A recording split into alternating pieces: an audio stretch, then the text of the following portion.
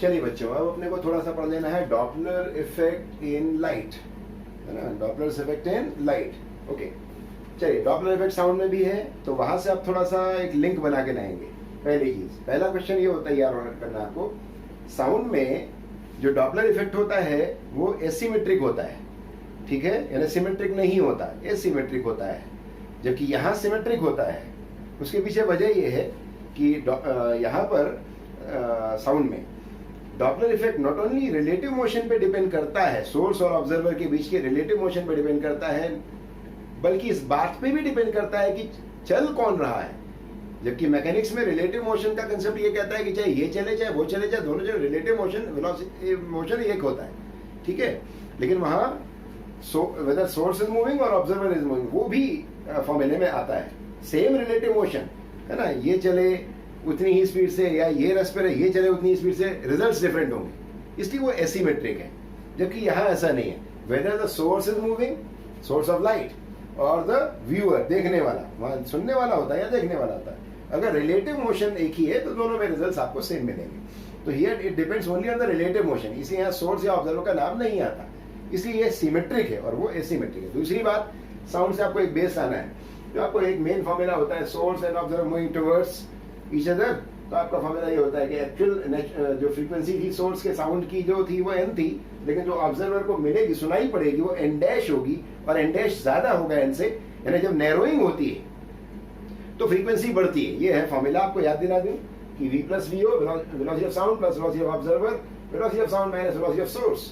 तो numerator is greater than denominator, यहाँ से ग्रेटर देन 1 आएगा, तो N dash is greater than N, यानी ये दिमाग में लाओ, नैरोइंग जब होती है तो फ्रीक्वेंसी बढ़ती है, और इसका उल्टा जब दूर सेपरेशन बढ़ रहा होगा, क्योंकि यहाँ सारा काम रिलेटिव मोशन पे है। तो बस पहली चीज आपके दिमाग में होनी चाहिए कि नैरोइंग अगर हो रही है, चाहे इसके कारण हो रही है चाहे इसके कारण, वो मतलब नहीं होता है यहाँ पर, है ना। नैरोइंग हो रही है तो फ्रीक्वेंसी बढ़ना है, और फ्रीक्वेंसी बढ़ने का मतलब क्या हुआ, वेवलेंथ का कम होना है, और अगर सेपरेशन बढ़ रहा है तो इसका मतलब फ्रीक्वेंसी कम हो रही है और वेवलेंथ बढ़ रही है, ठीक है। ये बात दूसरी आपने दिमाग में डाल ली। पहली बात सिमेट्रिक था, और दूसरी बात नैरोइंग और सेपरेशन बढ़ने का वाला फैक्टर दिमाग में डालिए फ्रीक्वेंसी के ध्यान से। फ्रीक्वेंसी का रिजल्ट ध्यान रखिए और वेवलेंथ में उल्टा कर देना उसका, तो अपने आप चीजें बन जाएंगी, ठीक है। अब तीसरी बात, फॉर्मूला बनाने की बात आई। तो फॉर्मूला आपको कैसे याद रखना है, इसमें आइंस्टीन वो रिलेटिविटी थ्योरी से फॉर्मूला आता है। वो लाइट की स्पीड का केस है ना यहाँ पर, है ना, सोर्स और ऑब्जर्वर की जो वेलोसिटी होती है वो इसीलिए यहाँ पर एंटर नहीं कर पाती, क्योंकि लाइट के कंपैरिजन में वो ना के बराबर होती है। इससे क्लियर, इसलिए वो फॉर्मूला में नजर नहीं आती है। तो खैर, फॉर्मूला कैसे याद करना है, तो रिलेटिविटी थ्योरी से जो फॉर्मूला आता है वो ये आता है कि अगर नैरोइंग होती है ना, अगर मान लो सोर्स और ऑब्जर्वर के बीच में नैरोइंग हो रही है, ठीक है, चाहे किसी के चलने का, तो F dash will be greater than F. आप सबसे पहले ये दिमाग में लाइए, फ्रीक्वेंसी ज्यादा मिलेगी आपको। फिर अगर वेवलेंथ पूछा है तो पहले ये ध्यान में लाओ और फिर उल्टा करके आंसर बता रहे हैं। फ्रीक्वेंसी बढ़ेगी, इसका मतलब वेवलेंथ कम होगी, that means wavelength will be less than the actual wavelength of light emitted by that star. Is that clear? पहले इसको टारगेट किया करना। अच्छा, इससे क्योंकि आपको फॉर्मूला बनाने में भी मदद आएगी, ठीक है। चलिए, इसको दिमाग में रखा आपने, और इसके बेसिस पर आपने दूसरी चीजों को बताया। अब फ्रीक्वेंसी ज्यादा मिल रही है ना, आइए F dash is equal to, यहाँ एफ लिख दो, है ना। उसके बाद यहाँ नीचे रूट के अंदर लिखो 1 प्लस, एक मिनट, यहाँ 1 वी बाय सी, ये मैंने 1 वी बाय सी लिखा। आपको क्या करना है, एफ डैश को ज्यादा बताना है ना एफ से, तो ऊपर प्लस करो और नीचे माइनस करो। ज्यादा तभी होगा ना, ऊपर माइनस कर लोगे नीचे प्लस करो तो कम हो जाएगा उसी। ये प्लस का साइन लगाया, माइनस का साइन लगाया बाद में, फॉर्मूला याद हो गया आपको, यही बात समझ में। इसी को सी वेलोसिटी बाय लैम्डा लिख दोगे तो लैम्डा में भी यही फॉर्मूला बन जाएगा, ठीक है। अगर ये फॉर्मूला मुझे लैम्डा में बनाना होता तो मैं ऐसा बोल देता, सीधा रेसिप्रोकल कर लोगे, सीधी कट जाएगा, ये इधर आ जाएगा, ये इधर आ जाएगा। तो ये फॉर्मूला अगर अच्छे से आपने पकड़ लिया, सब पर रहने जाओगे। ओके, चलो मैं तो लैम्डा डैश बताता हूँ। अच्छा, क्या हो रहा, शुरुआत से क्या हो रहा था, बोले नैरोइंग हो रही है, नैरोइंग तो फ्रीक्वेंसी बढ़ेगी, लेकिन पूछा तो वेवलेंथ है ना। अच्छा, तो वेवलेंथ कम होगी भाई, तो वेवलेंथ कम होगी तो ये लैम्डा लिखा, ये लैम्डा लिखा, बीच में रूट के अंदर फिर वही काम 1 वी बाय सी, वे 1 वी बाय सी। कम वाली चीज बतानी है ना इस बार आपको, माइनस प्लस, कोई अंतर नहीं आता फॉर्मूलों पे, ठीक है।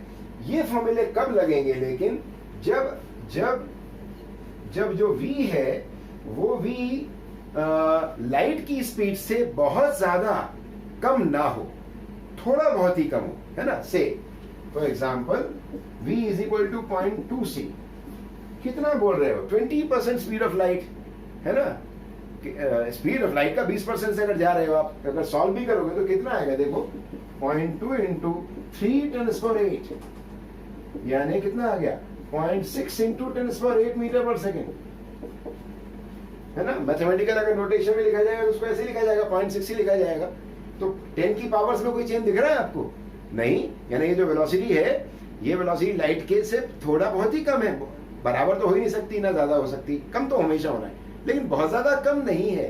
तो ये फॉर्मूला लगा, आगे ये बात समझ में। फिर आपको आगे ले चलता हूं मैं। जब v बहुत छोटा होता है c से, कैसे बोले 100 किलोमीटर पर सेकंड से जा रहा है भाई, फॉर एग्जाम्पल बोला v is equal to 100 kilometre, kilo का 3 मीटर पर सेकंड हो गया, ये कम है, c से बहुत कम है, ठीक है। तो ये जब ऐसा होगा तो फिर अपन इसमें बाइनोमियल थ्योरम लगा के आगे सॉल्व करके लाएंगे। और अपने को सॉल्व करने की कोई जरूरत, ये याद हो गया ना, अब दूसरा भी याद हो जाएगा। इधर देखो, यहाँ जो फॉर्मूला आप बनेगा वो चेंज इन वेवलेंथ फ्रीक्वेंसी का बनेगा, डेल एफ बाय एफ, ऐसे याद, डेल एफ बाय एफ इसी को मॉडुलस लगा लो, बड़े में से छोटे को माइनस कर रहा हूँ कि छोटे में से बड़े को माइनस, मुझे मतलब नहीं, चेंज कितने का आएगा वो बता दे रहा हूँ। वो तो फिर नैरोइंग से या सेपरेशन बढ़ने से हम बता देंगे कि फ्रीक्वेंसी इतने से बढ़ेगी। आप तो डिफरेंस बता दे रहे हो, डिफरेंस आपको, डिफरेंस के लिए मैं फॉर्मूला बता दिया, del F by F is equal to just v by c, just v by c, ठीक है। या del lambda by lambda is equal to v by c, कोई फर्क नहीं पड़ता। आगे बात, तो आप चेंज निकाल लेना और फिर देख लेना कि अगर फ्रीक्वेंसी का काम था तो नैरोइंग की अगर फ्रीक्वेंसी बढ़ती है तो एक्चुअल फ्रीक्वेंसी में इस डेल्टा एफ को ऐड कर देना, तो नई फ्रीक्वेंसी आ जाएगी। समझ में आ गया। या वेवलेंथ बता रहे थे तो एक्चुअल वेवलेंथ में इतने को डेल्टा लैम्डा को माइनस कर लेना। Is that clear? फॉर्मूलों का स्ट्रक्चर एक ही रहेगा। अच्छा, इन तमाम फॉर्मूलों में जो v आ रहा है वो v सिर्फ रिलेटिव वेलोसिटी है। v is the relative velocity between source and observer, ना इसकी ना उसकी, रिलेटिव वेलोसिटी है। ये v इज रिलेटिव वेलोसिटी। आया समझ में? चलिए, हालांकि ये मैं समझा चुका हूं कैसे फॉर्मूला बनाना है, लेकिन मैं फिर भी एक बार प्रैक्टिस करने के लिए आपको ये दे रहा हूं कि मान के चलिए कि सेपरेशन बढ़ रहा है किसी के भी चलने से, वो तो रिलेटिव वेलोसिटी नहीं है। कैसे फटाफट फॉर्मूला बताओगे? ओके, हमसे पूछा था जो v है ना, v is less than c, यानी c से बहुत ज्यादा कम नहीं है। ओके, तो आप कैसे बताओगे फॉर्मूला? जल्दी बताओ। तो आप बोलना क्या, एक मिनट, अपने आप से बात कर रहा है। सेपरेशन बढ़ रहा है, फ्रीक्वेंसी कम होगी। ओके, तो डैश के सामने क्या होगा? रूट के अंदर माइनस साइन वाली चीज ऊपर रखना, क्योंकि इस चीज को जो बताने जा रहे हो उसको कम करना है आपको। 1 minus v by c upon 1 plus v by c into F. समझ में आ गया? लैम्डा बताओगे तो, लैम्डा डैश बताओगे तो क्या बताना?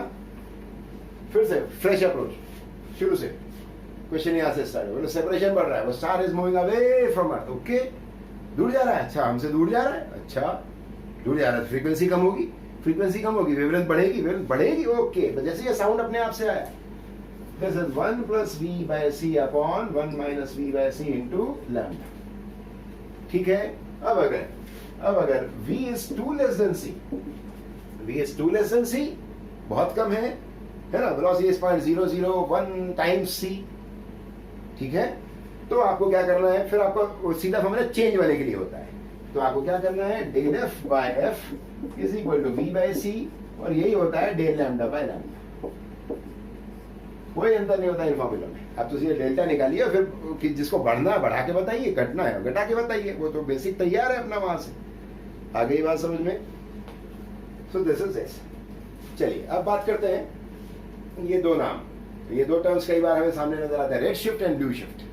ठीक है, तो वो जो चेंज आता है ना वेवलेंथ का या फ्रीक्वेंसी का, प्रिडोमिनेंटली अगर बात करें तो वेवलेंथ के टर्म्स में बात होती है, वो चेंज को कहते हैं शिफ्ट, है ना।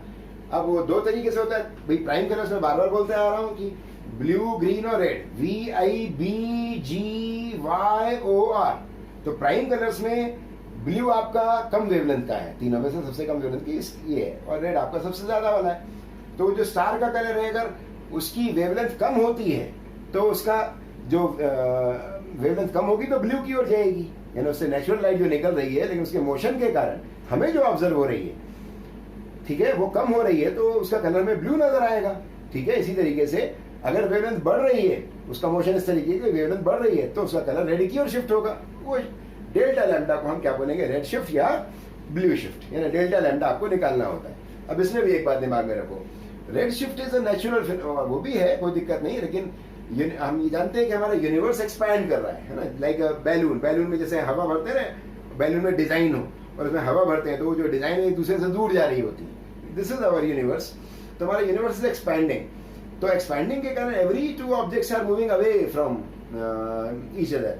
तो कोई भी स्टार को अगर हम देख रहे हैं तो वो उसके और हमारे बीच की सेपरेशन बढ़ ही रही है ना, तो ये मोस्ट जनरल फिनोमिना है। तो रेड शिफ्ट का इसीलिए नाम आप ज्यादा सुनने में मिलेगा आपको, है ना।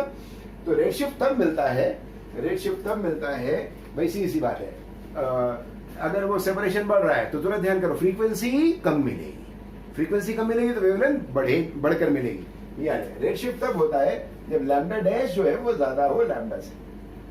ठीक है, आई बात समझ में। तो रेड शिफ्ट को कैसे आप बता दोगे, लैम्डा डैश माइनस लैम्डा से निकाल कर डेल्टा लैम्डा बता देना। ये शिफ्ट इतने का फॉर्मूला आपको पता ही है, दोनों फॉर्मूले पता है, वी कम हो सी से और वी बहुत कम हो सी से, दोनों का फॉर्मूला आपको पता है।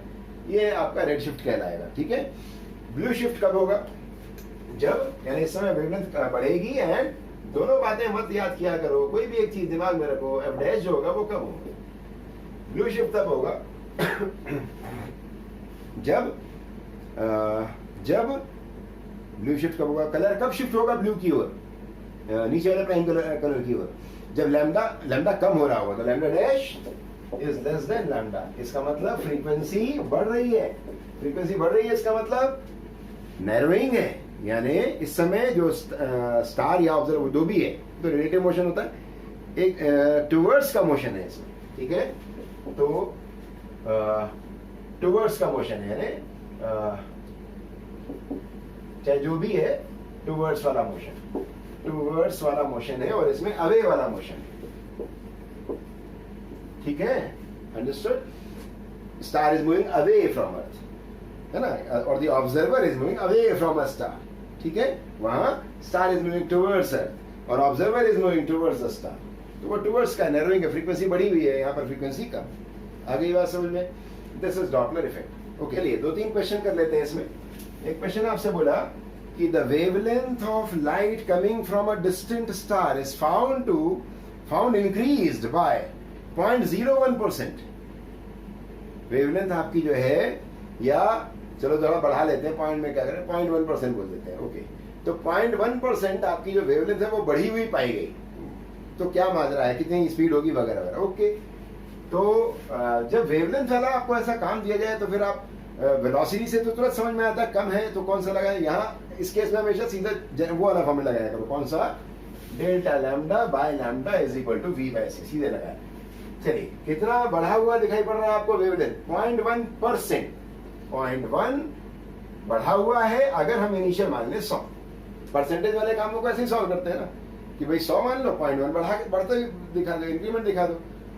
तो 0.1% अगर बढ़ा हुआ दिखाई पड़ रहा है, ये दिमाग में रखना है कि लैम्डा डैश ज्यादा मिला है आपको, लेकिन न्यूमेरिकल सॉल्व करने पहले। तो 0.1% is equal to v by c, v 3 × 8। तो यहां से वी आया, 3 × 8 इधर आएगा, उसमें तो 3 0 माइनस कर लेना, 3 0 माइनस कर लोगे तो 3 × 5 बचेगा, 3 × 5 मीटर पर सेकेंड, यानी 3 0 छोड़ दो, 2 0 ले लो, 300 किलोमीटर पर सेकेंड।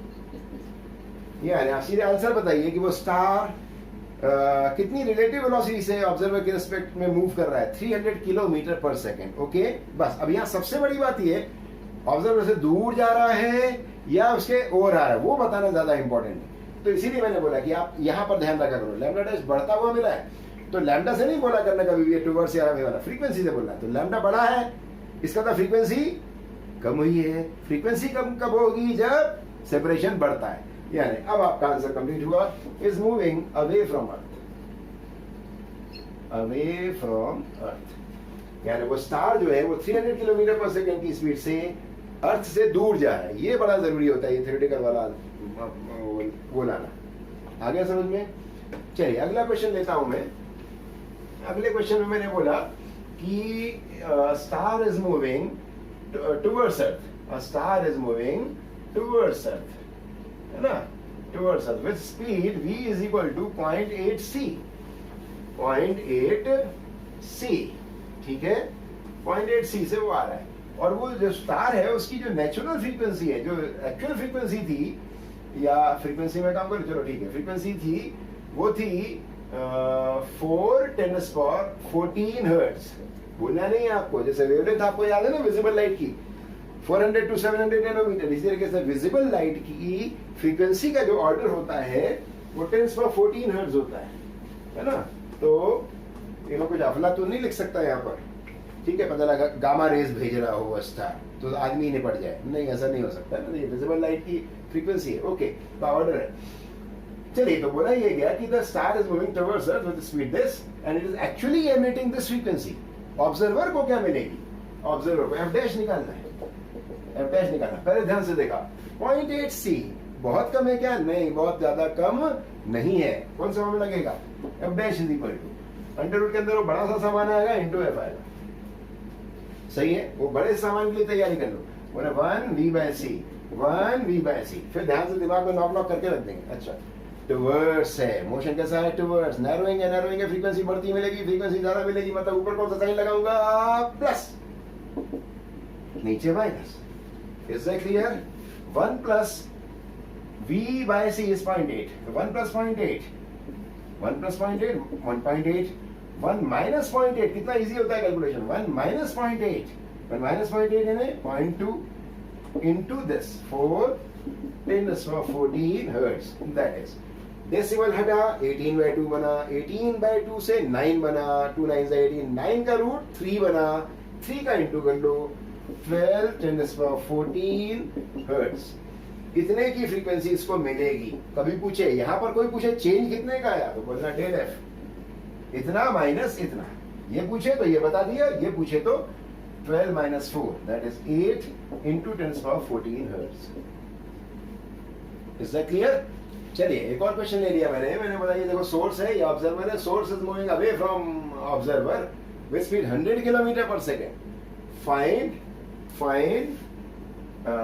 डेल लैम्डा, कितने का शिफ्ट इन वेवलेंथ ऑब्जर्व करेगा ये ऑब्जर्वर, शिफ्ट निकालना है यानी डेल्टा लैम्डा निकालना है। Just check it whether this velocity is too less than c, yes it is 100 kilometre per second, c से बहुत कम है। कौन सा लगेगा formula? Del lambda by lambda is equal to v/c, that is del lambda is equal to v कितना है 100 kilometre 10⁻³ into lambda, lambda का हो गया 5500 upon c, that is 3×10⁸। Okay, तो दिस इज इक्वल टू 2 + 3 5 5 और 2 7, एक बचा 0 नीचे यानी 55/30, सही है ना? 2 + 3 5 5 + 2 7, 7 0 का कैंसिल, एक बचा नीचे है ना, और इधर क्या बचा 55/30, दैट इज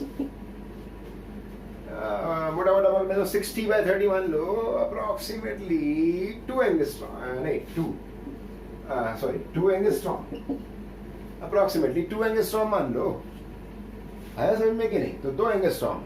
लेकिन अब सवाल ये, इसमें अगर कोई पूछे कि ये जो शिफ्ट आया है ये किस कलर की ओर जाएगा, रेड एंड की ओर जाएगा या ब्लू एंड की ओर जाएगा, ठीक है, ध्यान रखना। ये जो वेवलेंथ आपको दी थी किसकी थी मालूम है?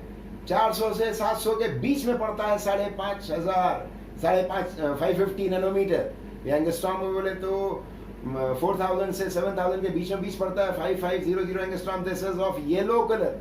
द मीन रे ऑप्टिक्स में सीखते हैं हम, the mean colour is yellow colour and the mean wavelength is taken this.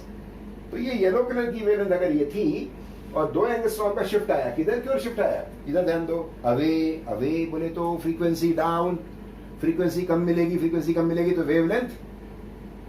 Wavelength ज्यादा मिलेगी, मतलब 2 एंगस्ट्रॉम का इंक्रीज होना है, वेवलेंथ में इंक्रीज होना है। वेवलेंथ अगर बढ़ती है, मीन कलर येलो कलर से वेवलेंथ अगर बढ़ोगे तो किधर की ओर जाओगे? वेवलेंथ बढ़ाने के लिए रेड कलर की ओर जाओगे। तो आपका जो शिफ्ट आया है, shift is of 2 angstrom towards red and, चलिए, कुछ आपके प्रैक्टिकल केसेस हैं जो इससे जुड़े हुए हैं डॉपलर इफेक्ट से, वो ये है, सुन लीजिए थोड़ा सा। रोटेशन ऑफ सन। सन आप एक्चुअली जैसे हमारी अर्थ जो है वो सन का चक्कर लगाती है और स्पिन करती है, वैसे ही सन भी स्पिन करता है। तो हमारी ओर जब सन स्पिन करता है तो उसका एक एंड जो डायमीटर के ऊपर, यानी डायमीट्रिकली अपोजिट 2 पॉइंट्स देने, तो एक एंड हमारी ओर आ रहा होता है, टेंजेंट हमारी ओर आ जाएगी, और एक एंड उसी समय हमसे दूर जा रहा होता है।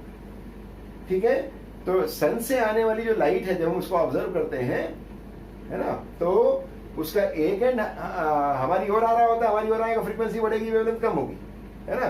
तो जो एक्चुअल कलर है उससे वो ब्लू की ओर शिफ्ट जाएगा, और दूसरा जो एंड है वो हमसे दूर जा रहा होता है, तो उसका कलर जो है वो रेडियंट की ओर चला जाता है, उतने ही अमाउंट से, क्योंकि वो V = R ओमेगा, वो तो सेम है। तो यानी कुल मिला के जो टोटल शिफ्ट आएगा वो दोनों का मिलाकर वो 2 टाइम्स हो जाएगा डेल्टा लैम्डा निकाल लेंगे अपन V/c से, डेल्टा लैम्डा निकाल लेंगे V/c इंटू लैम्डा से, है ना। और V की जगह आप R ओमेगा रख सकते हो, सन का रेडियस, उसका एंगुलर स्पीड, रोटेशन का वो निकाला जाता है। ये पता कर लेते हैं अपन टेलीस्कोप लगा के, है ना, और उससे रोटेशनल स्पीड निकाली जाती है। तो डेल्टा लैम्डा जो मिलता है दोनों कलर में, अगर हम ऊपर एंड और नीचे हैं, तो टोटल शिफ्ट जो होगा वो सेंट्रल कलर जो होगा, जो भी होगा, उतने से सपोज 2 एंगस्ट्रॉम बढ़ेगा एक एंड के कारण, तो दूसरे एंड के कारण 2 एंगस्ट्रॉम कम होगा। तो टोटल शिफ्ट कितना होगा? 2 × 2 4 एंगस्ट्रॉम, यानी वो कलर जो विड्थ होगी वो 4 एंगस्ट्रॉम की होगी। तो ये थोड़ा सा नॉलेज ऐसा होना चाहिए। चले जा रहे हैं स्पेसशिप में, और सामने हमने मून की जाते हुए स्पेसशिप से मून की ओर सिग्नल भेजा, और वो सिग्नल लौट के भी हमारे पास आया। ठीक है, तो कितने का उसमें चेंज इन फ्रीक्वेंसी हम ऑब्जर्व करेंगे। तो ये भी हम साउंड से पढ़कर आए कि वो अगर ये जो सोर्स है और यही ऑब्जर्वर भी बन जाएगा लेते समय पर, तो वो 2 टाइम्स हो जाएगा। तो 2V/c का फॉर्मूला लगा देंगे। ठीक है, दिस इज 2V/c, तो चेंज टोटल आएगा वो 2V/c से आएगा।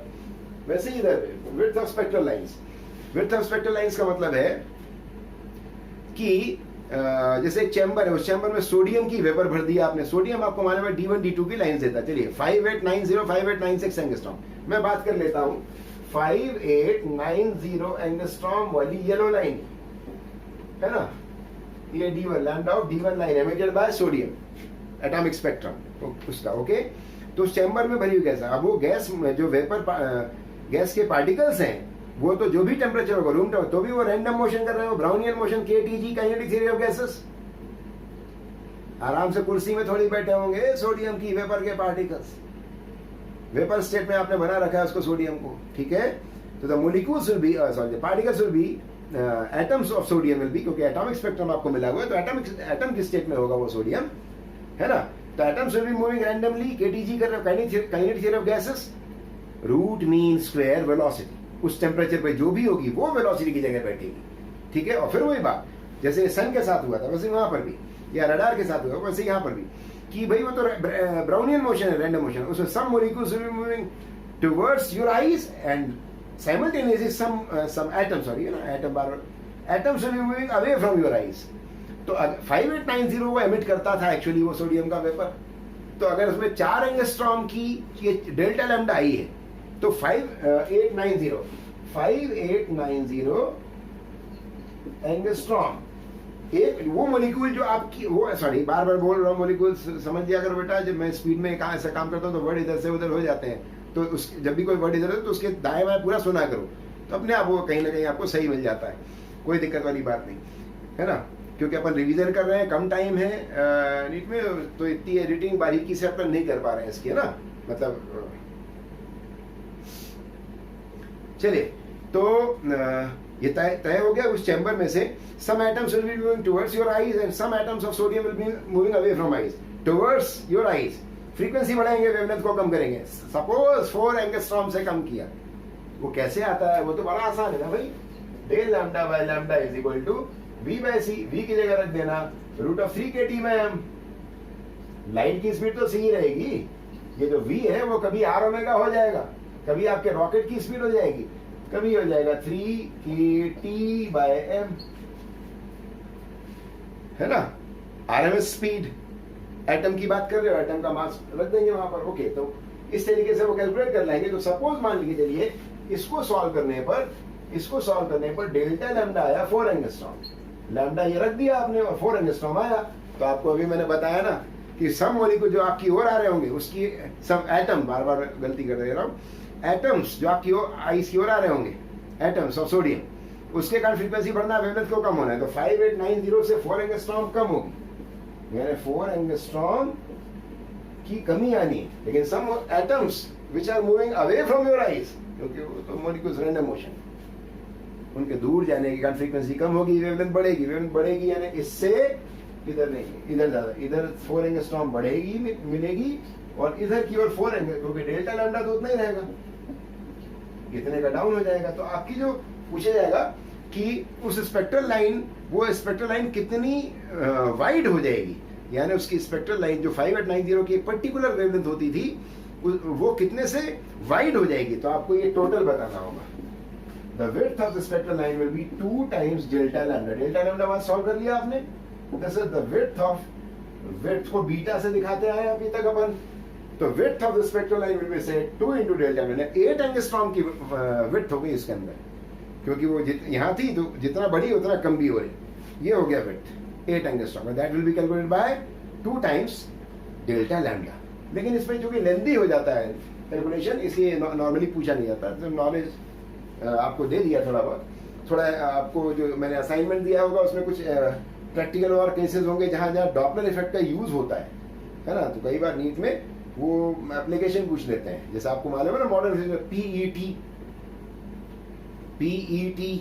वो एम्स में भी पूछ चुका है, नीट में भी पूछ चुका है, 2-3 बार हो चुका है वो पॉजिट्रॉन एमिशन टेस्ट, है ना। तो कहने का मतलब ये ऐसी जो कुछ चीज़ है वो आप वहाँ एप्लीकेशन से देखेंगे। ओके, तो ये आपका हो गया एक तरीके से वेव ऑप्टिक्स का रिवीजन कंप्लीट। स्पीड में किया है हम लोगों ने, क्योंकि आपका कल टेस्ट है। ओके, जरूर अच्छे से टेस्ट देना, आप क्वेश्चन गलत मत करना, ठीक है। हाँ, एक और बात मैं बच्चों को बोलना चाहूंगा कि एक बच्ची का मैसेज आया था मेरे पास कि मैंने कहीं पिछले लेक्चर में ये मेरे मुंह से निकल गया है कि जो विड्थ होती है स्लिट की, वो एम्पलीट्यूड अगर विड्थ डबल करने पर एम्पलीट्यूड डबल होता है। नहीं, ऐसा नहीं, आप पूरा सुन लिया करना। कई बार होता है हम लोग जब स्पीड में होते हैं तो वो एडिटिंग में भी हमें नहीं मिल पाता, हम तो पूरा रिकॉर्ड करके दोबारा सुनना, इतना टाइम नहीं है, अपन बहुत जल्दी में काम कर रहे हैं। तो मैं फिर से रिपीट कर देता हूँ कि अगर आपने इस विड्थ को, मैंने आपको बार बार बोला है कि इस ओपनिंग का मतलब होता है गेट, यानी इसको चेंज करने में सीधे इंटेंसिटी का फर्क आएगा। यानी अगर आपने ये आई नॉट अगर आ रहा था तो अगर आपने इसको डबल कर दिया तो 2 आई नॉट एंटर होगा। मैंने आपको डिफ्रैक्शन में समझाया था, मैंने ये बोला था कि अगर डिफ्रैक्शन में स्लिट की ओपनिंग को डबल कर दें तो सबसे पहले दुगनी लाइट आएगी, इंटेंसिटी की लाइट की दुगनी होगी, फिर वो उसकी स्प्रेडिंग हाफ हो जाएगी, क्योंकि सेंट्रल मैक्सिमा की जो विड्थ होती है 2 लैम्डा डी बाई ए होती है, ए नीचे होता है। ए अगर आपने डबल कर दिया है तो वो ए के इनवर्स होने के कारण वो डबल हो जाएगी, तो दुगनी लाइट आई, फैलने की जगह आधी मिली, इसलिए 4 गुनी हो जाएगी इंटेंसिटी वहां पर। तो ऐसा कई बार हो जाता है ऐसा, है ना। तो पूरा वीडियो मतलब पूरा सुना करोगे, पूरा वीडियो देखा करोगे तो अपने आप समझ में आ जाएगा कि ऐसा कुछ नहीं है ना। ओके, चलिए।